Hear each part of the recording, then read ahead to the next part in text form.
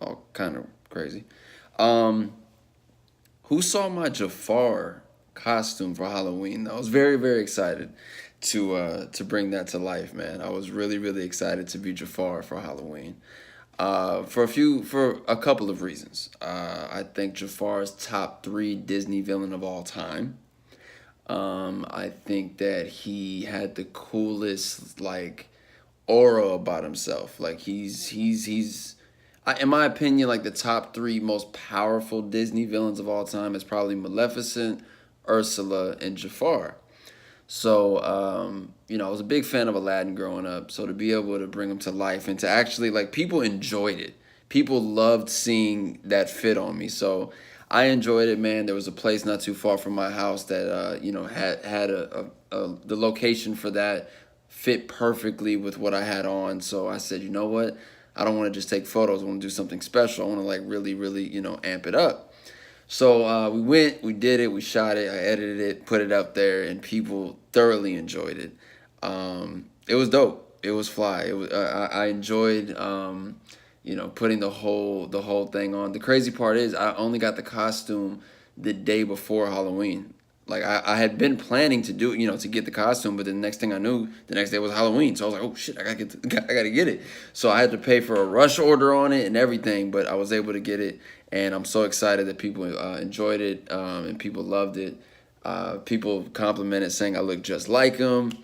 For me to do the whole video thing and actually say the Prince Abubu line, and I think it's time to say goodbye to Prince Abubu. People thought it was dubbed. People thought I just did a voiceover instead. Like people thought I put the actual clip from the movie underneath my the video, but no, that's actually me saying it.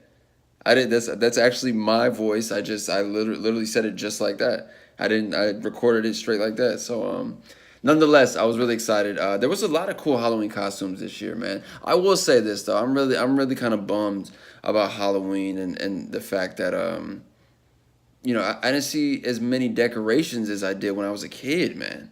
It's kind of bullshit. Like it's kind of messed up. I mean, maybe everywhere else, but definitely not in Los Angeles. Like it's sad, man. Like kids are really growing up without that feel, man, like of what Halloween was. I always enjoyed Halloween. Like, when my mom would pick me and my brother up from school and we would drive through the neighborhoods and we see all the Halloween decorations out. It's not the same. I don't know what happened, but like I don't know if everyone's a little bit more stingy with their money or what, and they don't want to decorate, but I'm not, I was not in the spirit, when I would be outside driving. I didn't see many pumpkins. I didn't see many skeletons or spider webs or spiders. Nothing. I was like, really? It's kind of trash, man. Come on. I don't know if you guys decorated. If you decorated, please leave a comment below and let me know. If you decorated, and also let me know what you guys dressed up for as Halloween. What did you guys as dress up as? Was it something that you worked hard on? Did you make your own costume? I want to give a big shout out to everyone every single year who dresses up as somebody from the film Holes, whether it's Zero, whether it's Stanley, whether it's a whole crew gets together and they do they do the whole detent. I saw someone did the entire detent and Madame Zeroni and Mr. Sir and the Warden and Kissing Kate Barlow and Onion Sam. I was like, Jesus Christ, y'all could remake the whole film if y'all wanted to. But it was really, really cool to see brought to life, man. I thoroughly enjoy it every single year I see it, man. I really do. And every time it happens, it further solidifies what I've already accomplished in life and why I need to, find other things to do and accomplish because, knocking on wood, but if I passed away tomorrow, that would continue on regardless. People would still dress up, as that character, and I was happened to be the kid to bring that to life, and I would live on in some way or form or another. And like I said, people leave this earth without being known for anything, and at least I got something underneath my belt before it's all said and done. That's kind of cool for me, bro. I really do.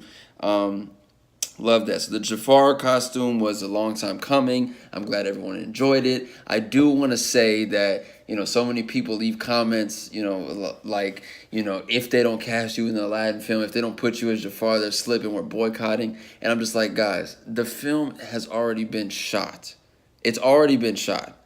There's nothing that could be done now. The film is over. Like, it's been done. They're editing it. They already dropped the first trailer for it. It's not like all of a sudden because of that, like, oh shit, Cleo has the part. It wasn't. It was nothing like that. The film's already done, guys. That didn't matter to me though. I still wanted to be Jafar because Jafar is a top 3 Disney villain of all time. And if you disagree with that, you're fucking tripping. I think the number 1 Disney villain, not speaking the whole powerful thing, is Scar. Obviously, Scar is the number 1 Disney villain of all time. But what do I know? I just, do my own thing. And whatever's whatever. Whatever's clever. Walking around Complex Con this weekend, man. Really want to talk about that because Complex Con, this is only its second year being going on. And it's how everyone describes it, it's sensory overload. There's something going on everywhere. It's a glorified pop-up shop for all types of different brands, all types of different companies. You got of course you have Nike there. Of course you have who else was in there? You have the Adidas things going on. You have all these up and coming brands, or even brands with their own backing already. Who've been in the game for a long time. You have them there. All this cool Japanese stuff, all this, it's amazing. It really is an incredible experience. Reebok was there, Pink Dolphin was there, and One was there. So many more. But the thing is, for me, to walk around it and kind of see it, it's exhilarating to the point where, I get more and more inspired. I really do, because I can't wait to have the Slick Living booth in there. I can't wait. I can't wait to have the Slick Living, Slick Living there, and I can't wait to have the Glam, the Goddess Living Amongst Men booth in there, and really have an experience like no other. Like, I want to have something in there that's just gonna blow everyone else's things away. I want to have the werewolves den. Like, I want to have my booth look like a wolf, like a cave. I want to have people be able to come in and experience some cool shit in the cave and be able to get some exclusive drops from there. I want to be able to have some Zeroni collections that are only exclusive to Comic-Con. I want to be able to have a glam thing. And I don't know how I would do glam. I don't even know. But I would do something really, really special for glam. I would amp it up. I'd put that shit on roids, no lie. I would do something really special for the glam booth. But like I said, this is only its second year of being in there, of being in its life at this point. They've done it both times at the Long Beach Convention Center, and it's insane. There's so many people fly in from all over, and I can't wait. I've set a goal for myself. I'm just gonna be honest about it. I've set a goal, and my goal is very it's kind of out there. It takes a lot more than just saying that you want to do it. Like, you have to put it in motion. It has to be done. I have a goal. I've been now 2 years in a row. I've been there the first 2 years of its actual life and its iteration. My goal is to have my booth there next year. I want Slick Living. I want Glam there. I want to have Zeroni. I want to have exclusive Zeroni collection, exclusive of Werewolf drops, exclusive Slick Living drops, and I want to have my booth in there next year. Period. Now I'm setting a goal for myself that isn't unattainable, but just because just because if I put the booth in there, doesn't mean that it would work, or that people would enjoy it, or that people would, even stop by to see it. There's more things that need to be done behind the scenes. I need to ramp up a couple of things to make people more interested in the brand and more interested in what we got going on. But I was heavily inspired once again to do so many great things and try to reach out for more collaborations and work with people and do cool stuff like that. But it was amazing to me to be able to walk around Complex Con and so many people stopping me and letting me know that they're fans of either the videos that I put out regarding being inspirational, or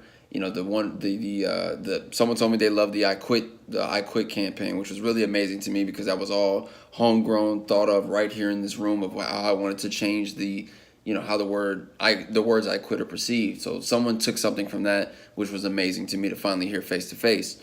People, of course, talking about holes in the films and seeing me in NBA 2K, all really, really cool things. And I enjoyed it. I really, really enjoyed it. If it's something that you haven't been able to experience yet, plan something maybe for the next year. Like I said, it's a glorified pop-up shop. Everyone is buying stuff. Everyone is selling things. All these different exclusive merchandise things. I didn't get a chance to even really buy anything because it was just so much going on. I had to go check out the Aquaman booth. I had to go check out the Creed booth. I know that there was an issue regarding Diamond. the brand Diamond and Nike SB, they had a new drop coming out, and both days there was a riot or a fight that happened right before they dropped the stuff, so they canceled the drops, period. So no one was able to get their hands on the Canary Nike SBs and Diamond collaboration. No one was able to get them because people wild out. People like, yo, what do you mean? I've been waiting in line. Next thing you know, someone's pushing, and then when you see someone push, you think that, okay, they're pushing because the shoes may be over here. So everyone just starts ramping up. So it was out of control, man. It was out of control. So no one got a chance to get those.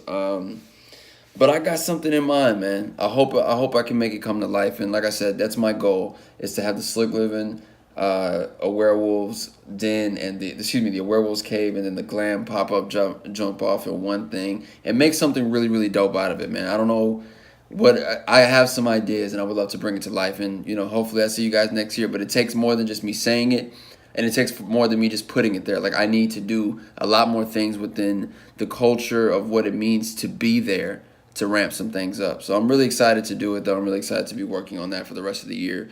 That's I'm gonna write that down on my goal list and work toward it, man.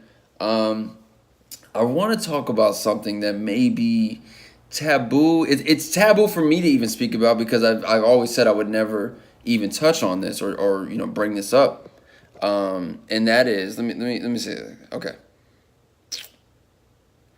I've stated publicly that I would never ever disrespect or go against, publicly disrespect Bow in no way. Not only just because of the respect that I have for him, but also what he was able to give me, the knowledge and the experiences that I wouldn't trade for the world ever. But I have to speak on this because I think this is interesting. I find it very interesting and quite peculiar, quite coincidental, that Future would not only go and have a child with Ciara, but would also go and have a child with Bow's actual baby mama, Joy. I saw today that there was a baby shower today for Future and Joy, and I'm just like, what did Bow do a long time? He must have did or said something to Future when Future wasn't even Future yet, when he was just some guy in Atlanta. He must have disrespected Future. For Future to go and impregnate Ciara and then go impregnate his real baby mama. What is going on here? The level of savagery is at an all-time high. What is going on here? When Future was passed, that's fucking hilarious. When Future was passed, dog, no one else finds this coincidental and peculiar? I find this highly peculiar and very weird. I think something is going on here. Something must have happened or something is up. I don't have the answers, but I know I'm smart enough to look at a situation and just slightly tilt my head like, is anyone else aware of this? Is anyone else going to say something? No, just me? Okay, I'm gonna ask the question. Future, excuse me, sir. Why? Are you just trying to make my man's life a living hell? Like, what are you doing? Just saying. They had the baby shower today. Future and Joy. And Joy happens to be Bow's baby mama. So not only did he go and get Joy pregnant, nigga impregnated Ciara. Like, what are you on a hit list? Like, if Angela Simmons... Let me stop. That's my, I do want to... Okay, so I brought up Angela, but I didn't mean to bring it up really at all in this podcast episode. But I do want to speak on that. I think everyone has found out some news. The fact about her child's father being murdered this weekend. Very sad. He was shot and killed in his own home, and that's to take that man away from his son when his son isn't even 2 or 3 years old, didn't even get a chance to really even know his father.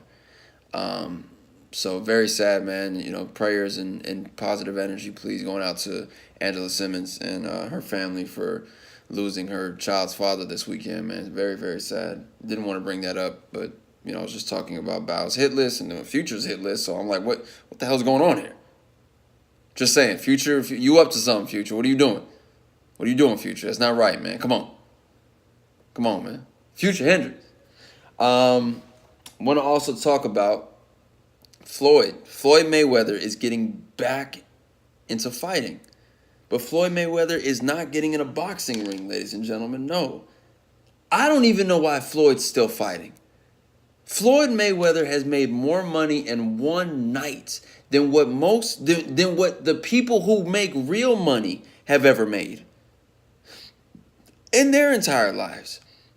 Why is he still fighting? But he's not getting into a boxing ring, ladies and gentlemen. No. Here's the news. Floyd Mayweather has announced a New Year's Eve fight with Japanese kickboxer Tenshin Nasukawa. He even went on to say that the bout would be experience versus youth. He's going to go and fight a kickboxer.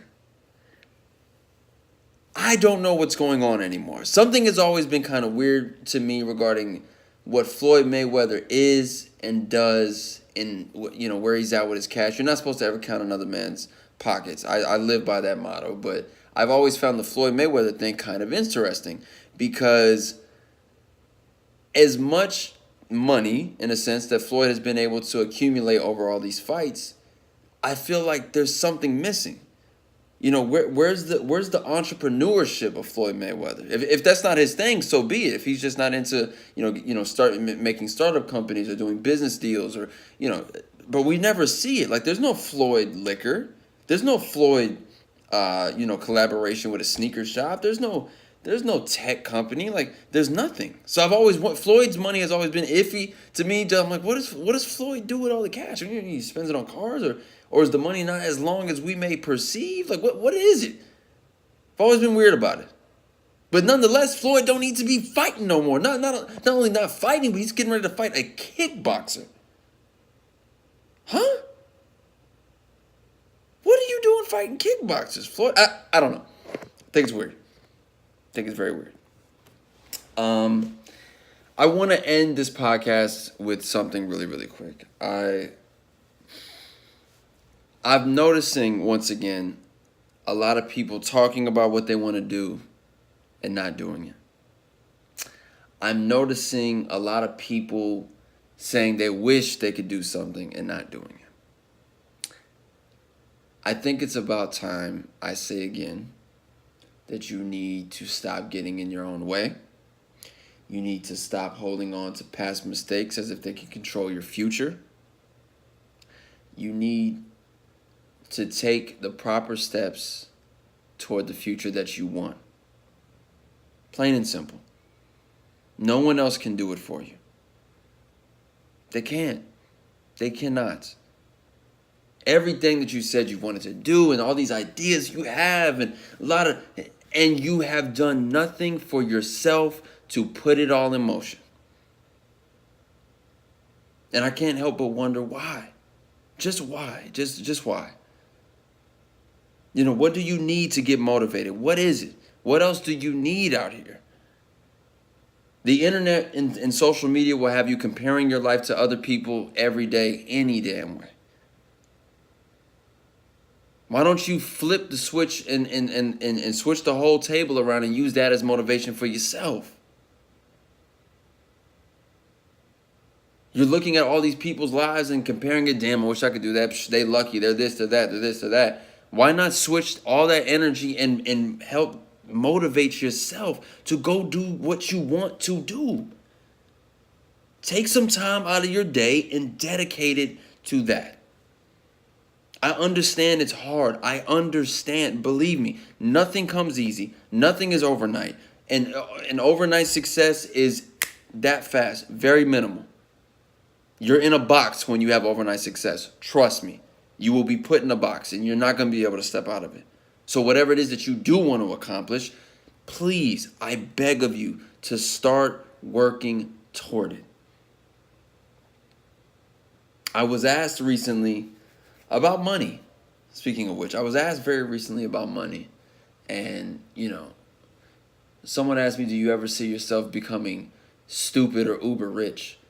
And my actual response to that was, I'm already rich. I'm not walking around with $1 million, but I'm rich with experience. I'm rich with memories. And I'm rich with knowledge that nobody, not even the richest man, would be able to have. I'm rich in these ways, and I wouldn't trade that. I know the things that I'm rich in, I can go and do so many things. The money will come. It comes along with it, so be it. If it doesn't come, so be it.